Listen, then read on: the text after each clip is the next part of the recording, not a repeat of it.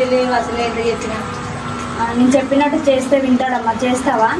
మరి మళ్ళీ సంవత్సరానికి మంచిగా ఉంటాం, మరి సంవత్సరానికి ఎక్కువ అట్లా ఖర్చుతుంది. నేను చెప్పినట్టు చేస్తే వింటాడమ్మా. సరే అమ్మ చెప్పండి, ఏం చెప్తావు చేయాలి?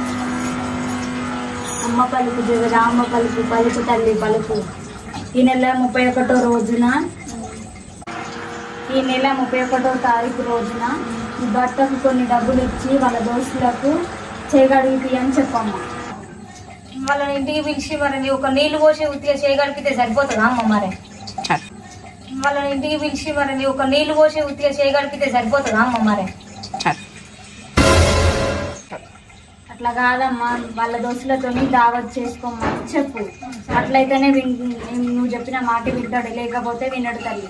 Flash back. అమ్మ, మా ఫ్రెండ్స్ తోటి దావా చేసుకోవడానికి పైసలు లేవు, మా భార్యతో ఇట్లా చెప్పు.